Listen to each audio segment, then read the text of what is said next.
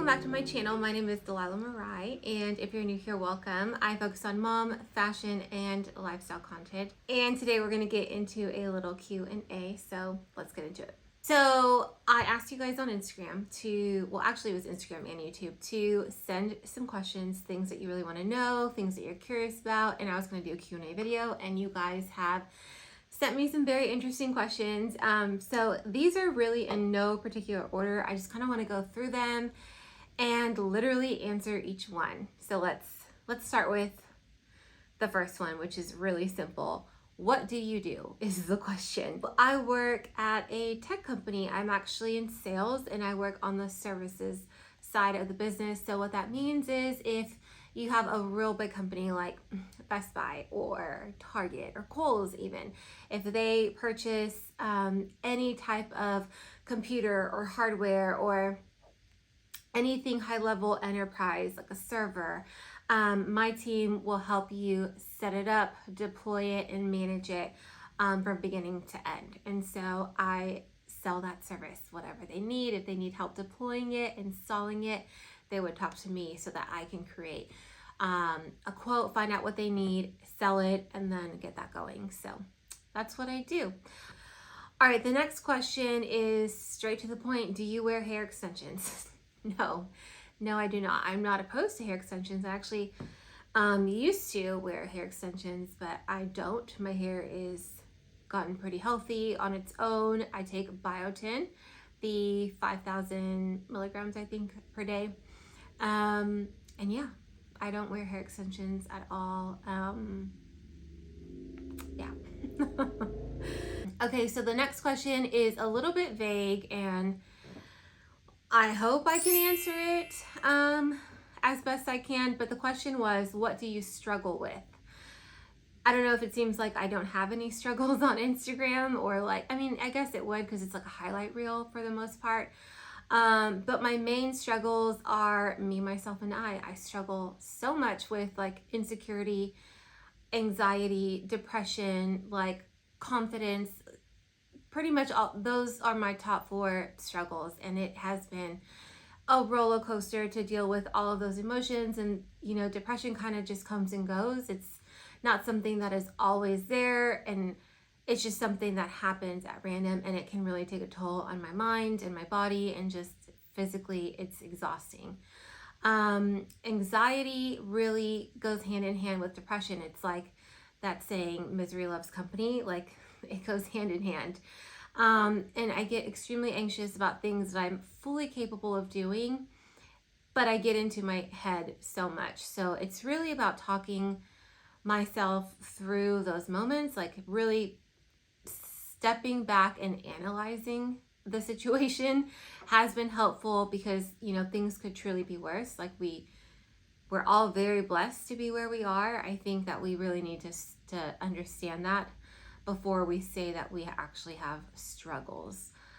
Those are just things that you know, tend to attack me here and there, but how I get through them is just, you know, help from my husband. He's actually sitting in this room next to me helping me make this video, but he's super helpful. He's just great. He's great kind of talking me through the situation, and like I said earlier, like just taking a step back and analyzing everything. The confidence factor, you know, it just it will come. I think I feel very you know, the world is just full of so many just fake things, and I feel like I judge myself so much because I'm not perfect, but truly nobody is. And a lot that we see online or whatever, and you know, sometimes it's in person. A lot that we see in person isn't even real, you know, and so that's kind of my struggle point. But you know, I just try to take it day by day. It used to be really bad. Like I would literally sit and just cry and struggle all the time. But who's gonna post that on social media? Like nobody wants to see that. We want to see like fun things, creative things, and it's just my reality. So those are the things that I struggle with. So maybe we can talk a little bit about the things that have helped me struggle with those in those areas. So for my anxiety, It's really about creating a schedule that has really helped me get through my days because we have very hectic schedules. We all do, different things. We all have different things happening. Like my husband has gigs. He works 3 different jobs. My kids are in different activities. So it's really about maintaining a very calm, peaceful household and schedule so that we can be able to make it day by day. Something else that's super helpful is keeping a routine throughout my day, throughout my week, throughout my month. Um, I'm very routine by nature. It's just something that I like to do, and I try to implement that in pretty much my entire life. And so, keeping the kids on a schedule, keeping time with my husband on a schedule, meeting with him about things that we have going on helps with that anxiousness. Um, Even the household, right? Like keeping my household organized and clean, and like the pantry video that I made a couple of weeks ago, organizing that is easy for my kids to go through, and I don't have to be right there when they need something. Like it's just about minimizing the stress, I think, in my life, and it is also a control thing. So I think that it's just something that I have um, grown to be really good at as far as like scheduling, organizing, all of that stuff, and it's something that is definitely, it helps with the stress as well. All right, so the next question is, what are you mixed with? Which is great because I think a lot of people they just don't know. I get a lot of, oh, are you Puerto Rican or are you mixed with black and white? And no, I'm not. I'm half black, I'm half Hispanic. I do have some Spaniard in me, and it's true. I know when I was growing up, a lot of people would be like, oh, I got some Indian in me. But I have a lot of family from Spain. My great grandfather actually he was born in Spain and came over from Spain. And it was so, I mean, that man was so white. Like he was white. Like his skin was very fair. His hair was super light. And he was so tall. He was pushing like 6'1". And he died when he was like 99. So I definitely got time to spend with him and understand our background a little bit better. I don't fully get it. I don't fully know the history there, but I have a lot of Spaniard in me. But yeah, so Black, Hispanic, and some Spaniard. Also, fun fact, English was not my first language. I actually did not know English at all. I didn't learn English until the 2nd grade, I believe, in school. I was in ESL classes and I spoke Spanish through and through. I read in Spanish first before I read in English. I thought I was like fully Hispanic growing up because I grew up with my Mexican side. And so, if you ever were wondering, I'm very fluent in Spanish. Okay, the next question is, how do you manage it all so well? 2 kids, a husband, a house, and multiple businesses. I talked about this a little bit earlier when I answered that what do you struggle with question. But for me, it's really truly based on balance and a schedule. I live for a schedule. I feel like it keeps me in order and it helps me accomplish the things that I really need to get done or priorities that I have for myself, because the truth is there's not a lot of time. When you have 2 kids, you're running a household, you have a husband who works multiple jobs and is coming in and out, because he sells real estate and sometimes he has to leave at random and go show a house. And I have to be able to like step in and kind of take control of the household and what's going on and keep things moving. I think it's all about scheduling and maintaining that schedule and making that the standard across the board. It's not like what we have a schedule today and we're just going to wing it the next 6 days, It's not like that. We share a calendar. I know what's happening. I know what appointments he has, what I have, the kids have. Everything is truly to the T. Like everything is scheduled out so that we can put our all into whatever we're doing. Because if I'm, help, because I'm team mom for my girls' cheer teams, if I'm helping out or if I'm a part of something with their team, I'm not on the phone taking calls while they're at a game. I'm fully locked into the moment. They have me for that time. I'm very dedicated to doing that. I don't want to mix things that I'm doing with other things. I don't want it to overlap.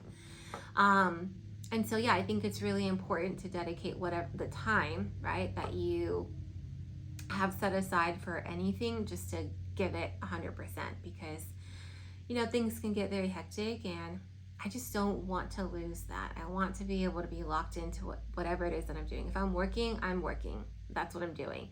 And everybody knows I'm working during this time, or I'm filming a video during this time. And that's it, because this is important to me and I need to complete it. Another way I feel like I could add to this question is communication. Communication is incredibly important for me, for my household.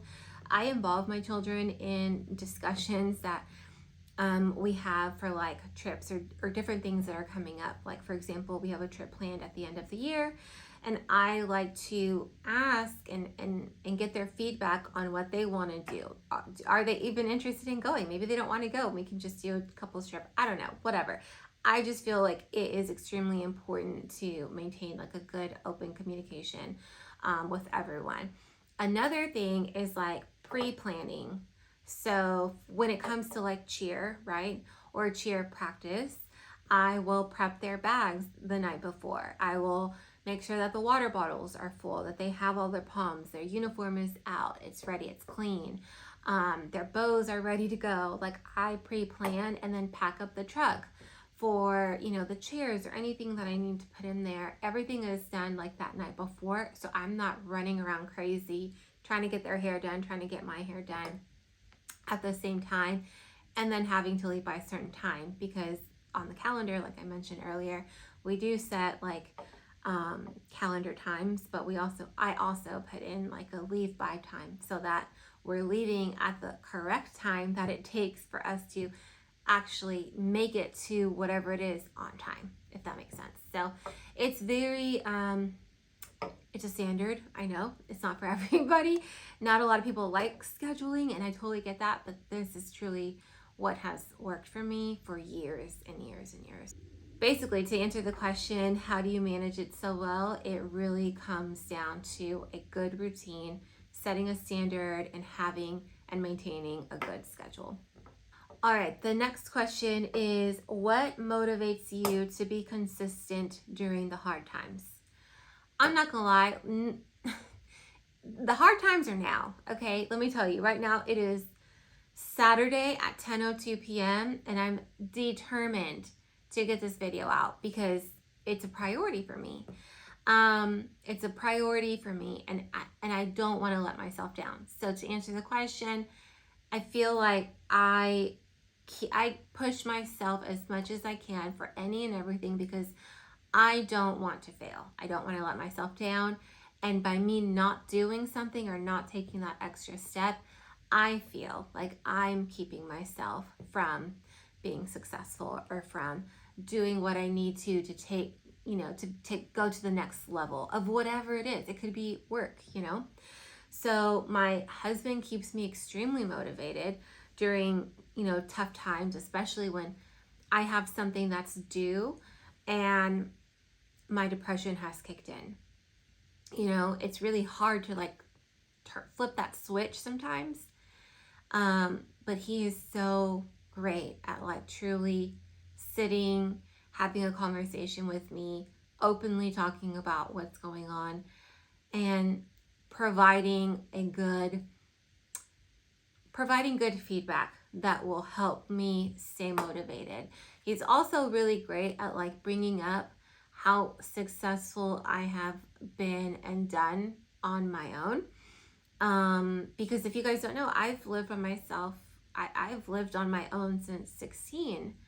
And that's a story for another time, girl, because we don't have the time right now. But it's just, I cannot not do something. I have to push through. I feel like it's just set in my body. I don't want to fail. I I don't want to fail. It's like a thing that keeps running in my head. And I feel like we all have 24 hours in a day, and I always want to make sure that I take advantage of them, right? Because tomorrow's not promised. I love this question. It says, what would you recommend for a family vacation on a budget? I love that. I love planning vacations so much. I think it's like, it truly brings me joy. You know, anytime I plan a trip and I'm like, okay, I have a time where I'm not going to be here, I'm going to be somewhere else. Like, I just love that so much. And I especially love it when like I bring my kids with me, because I feel like they get to experience something new every time. So what would I recommend for a vacation for a family on a budget would definitely be a road trip.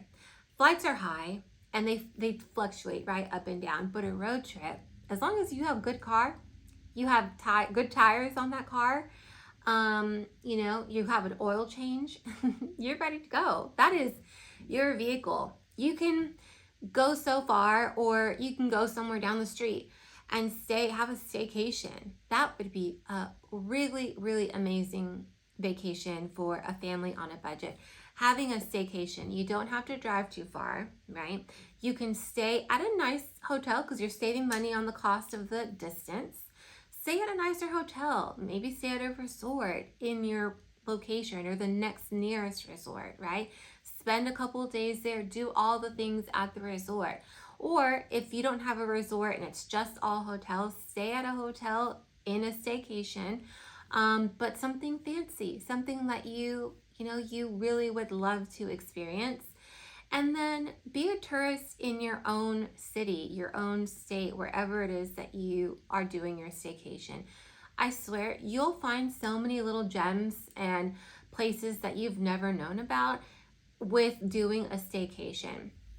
You'll be able to, I would highly suggest also watching some YouTube videos of like top 10 things to do in your town that you're staying at, or the city that you're staying at, because you'll find such great recommendations online, or even read like a blog or something. Usually bigger cities have like a website where there's like their need to know, or like top things to do, or attractions that they have that maybe you haven't experienced, and this trip would be fun for you to take the time and experience it with your family.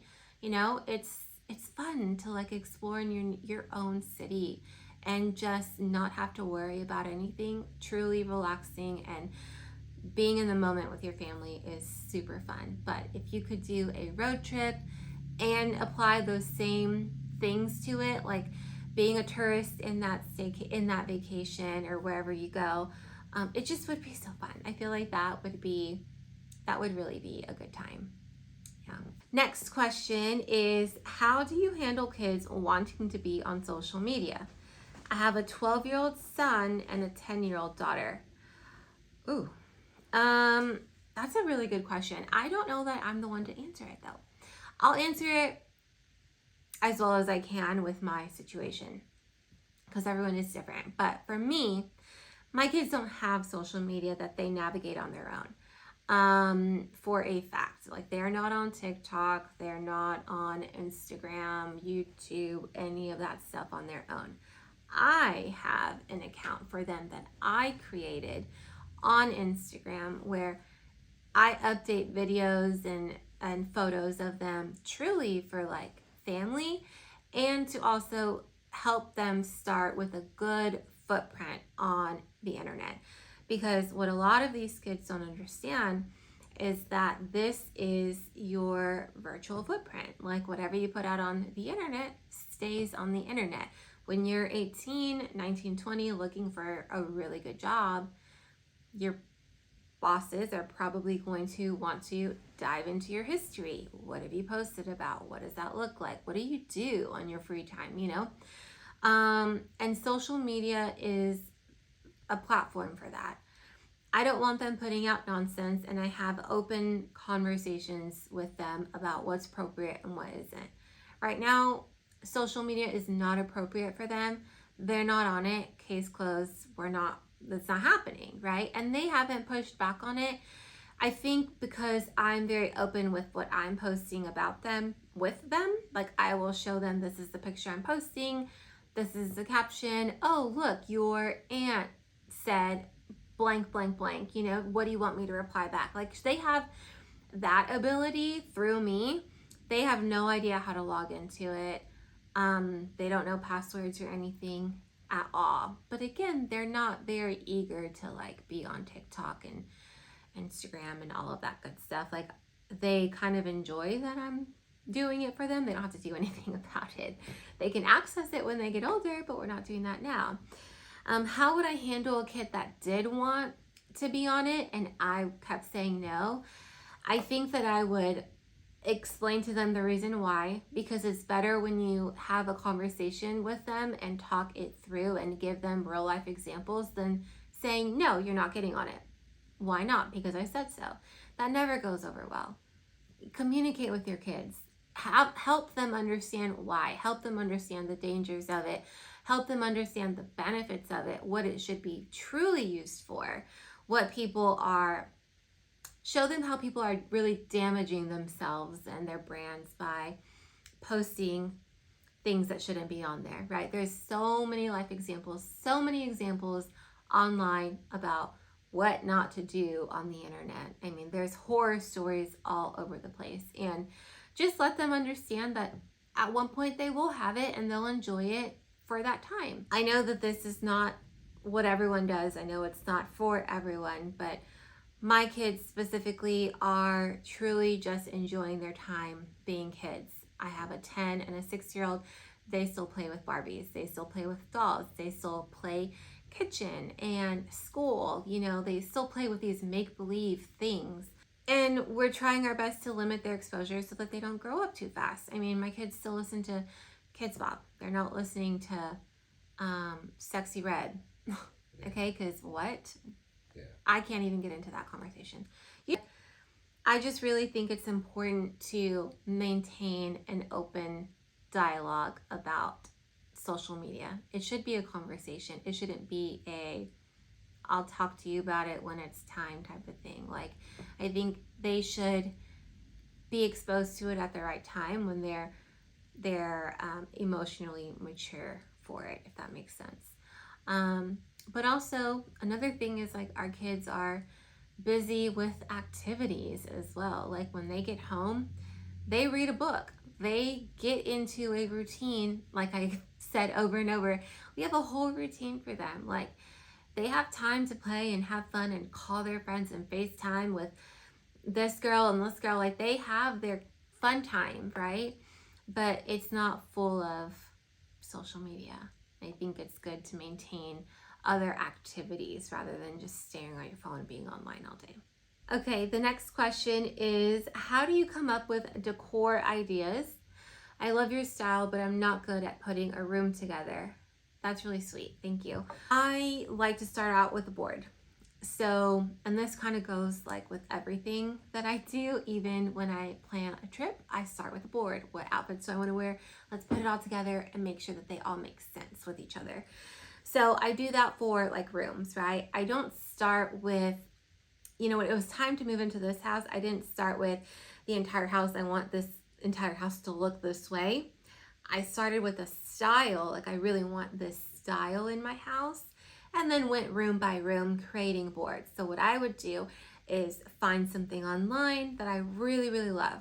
Take a screenshot of it, put it on, like make a board on either Canva or I used Over. It used to be like actually, is it Studio? I think it's called Over.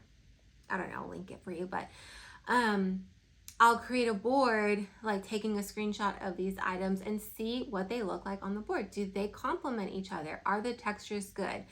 Do I have, you know, different fabrics? Is it the same fabric all around? I don't really like that. I love to have different textures and different colors going, but not loud colors. I like muted tones. I like mattes and I like woods and I like grainy things. So I like to put together boards so that I can make sure that the things look as cohesive as possible before I order them.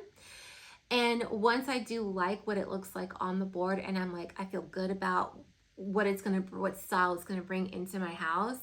If the piece is overly priced or I feel like it's overly expensive, I will find a dupe online. If I can't find a dupe, or if I find a dupe in person and I notice this isn't it, the feel is very cheap or whatnot, I will splurge on the better item. I will do that.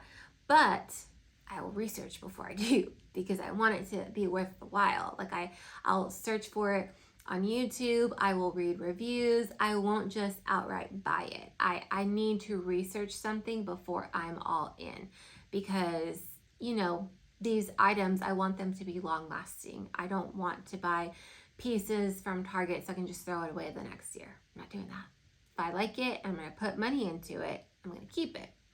So my suggestion for you would be to find your items that you like online, create a board, see what it looks like together on like one screen, and see what vibe it's giving, right? You might find that what you like doesn't go together, or maybe what you like might not fit the space that you're in. Maybe the item is too small and your room is way too big, or vice versa. So that would be my suggestion. It's really helped me make some really good decisions, and has helped me realize like that, I don't know what you were thinking with that, shouldn't have even thought about buying that, but I hope that helps. And thank you.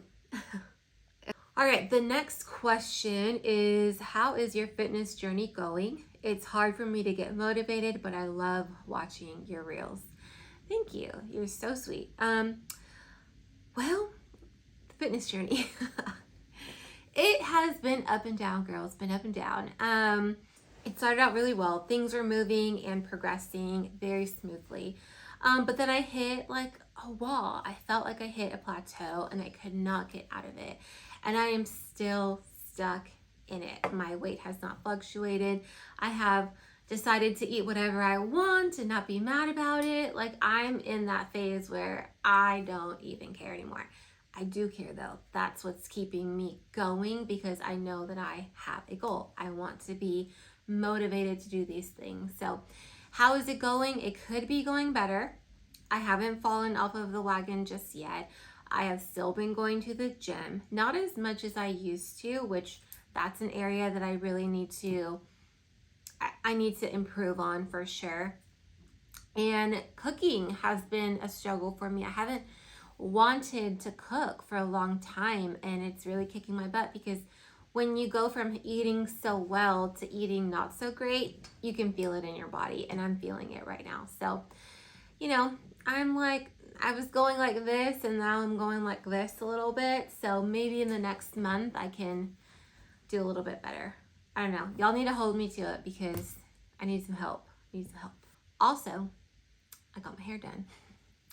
And the gym that I work out in is a sauna. And I need to keep this hair right now. I need to keep this silk pressed. And so, took a little bit of a break. So, how do you plan content on Instagram? Great question. I don't. It just kind of comes to me. I don't have any plan, anything. I truly don't have any way to plan content. I used to make a board. Again, a board. I used to make a board of all the photos I wanted to put together, and then I would move them around and see which ones looked good with the other ones, and da-da-da-da-da. I haven't done that in months. I think the last time I did that was in May. So I just have not been motivated to do anything on Instagram, because I am shadow banned right now, and it's annoying. And honestly, like, Meta, what the hell is wrong with you? Because they're just kicking my butt. Honestly, it's very frustrating. But yeah, I don't plan content on Instagram. If y'all do, let me know what you do. Maybe I can start doing it again, but not right now. All right, so the next question is, what camera do you use for your videos? Lately, I have been using my phone. I'm actually using my husband's phone right now to record. My camera is actually sitting right here. It is a Sony ZV-1. I don't love it. I gotta be honest with you. It wasn't very expensive. I think we paid like $600 for it. And truly, I get better content from using my iPhone, and it's just so much smoother. It's so much more easier to navigate than the camera. Maybe I will get back into using the camera, but lately, like I would say for the past like 2 months or so, I have been using my iPhone. And if you're curious, I have an iPhone 13 Pro Max. I just learned to use the settings, and they're actually really, really good once you get to understanding them a little bit better. All right. Whew. All right, the next question is, will you bring back the mom corner stories? I liked the lunch ideas for kids. That's cool. I didn't really realize that people really liked it. I mean, yeah, I got some feedback on it and everything was positive, but it was just in my stories and I never really made it a post, I don't think. But yeah, if you guys want it back, I'll bring it back and give you guys some breakfast or some lunch ideas that I do for my girls. I can probably start doing that this week if you want. Happy to do it. It's not a problem. I can just take a video every morning because we make it every single morning for the kids. And if it's helpful for you guys to, gain some new ideas about lunch and whatnot, I'm happy to do it. So I'll bring it back. All right. The next question is, how do you feel creating content for multiple platforms? That can be stressful because like I said earlier, I'm shadow banned on Instagram. My likes went from 160 to 7. Thank you, Instagram, because it makes no sense to me. It can be stressful, especially when you get into a rut and you're not posting as much. Instagram will bring you all the way down and you have to work and fight and claw your way right back up to the top, and it's just annoying. So it makes me feel like I'm just so not interested in posting on Instagram unless it's something that I know people can take from it. I know they can take something good from it, or an idea, or I don't know, be motivated or encouraged by something. So lately I've been enjoying YouTube. Honestly, it seems so much more chill than Instagram, and it's really I don't know, it just seems more chill. But like I said, it's frustrating. I enjoy doing both. I don't mind it. I actually would love to get in a routine where I'm consistently posting on Instagram and I maintain my video, one video a week on YouTube. If y'all want more videos on YouTube, let me know. I just do one a week because I feel like that's good. I don't know, but I think it's easy. Again, if you schedule it, if you pre-plan content, which I haven't, like I said, it might be easier, but it's okay. I don't have a TikTok. I'm one of those that hasn't gotten it. I just feel like who has the time? Who has time? The next question is kind of funny. It says, Stanley or a Yeti girl? So funny because I just went and took my Yeti, my Stanley cup to the kitchen, and I brought back my Yeti. So I don't know, I'm kind of in between. I think I like my Stanley more than the Yeti. The Yeti handle is it's so small. I don't really like that. The Stanley handle, it's got a good grip to it. So I would probably say Stanley. Ugh, I know. All right, last question. This is just super simple. What are your favorite places to eat? It's an interesting question because I feel like I don't really go to the same places all the time, but then again, I kind of do. So maybe we'll do different categories, right? So let's say my favorite healthy place to eat. I like their healthier food options. Panera. Love me some Panera. I love their Fuji apple salad. It's so good. Oh my goodness. It's delicious. I will eat 2 in a sitting. It's so good. All right, so fast food place that I like to eat. I kind of like to eat Raising Cane's. If you guys don't know what that is, it's just a chicken spot here in Texas. But I love their Texas toast. It is so good. I'll get 2. That's a lot of bread, but I'll eat 2. And I just get like their 3-piece chicken combo.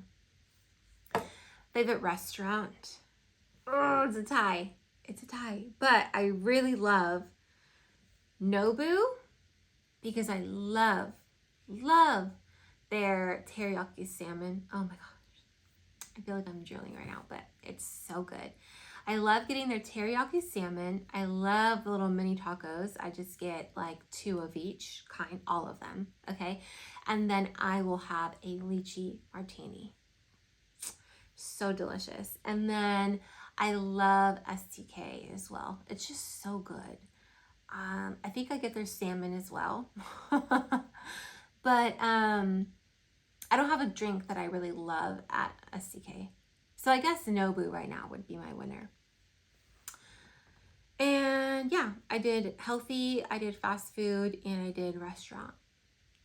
Yeah, those are my favorite places to go. All right, guys, this has been so much fun. I feel like you know me a little bit more now. And if you guys like didn't get to submit your question, I'll do this again soon at some point.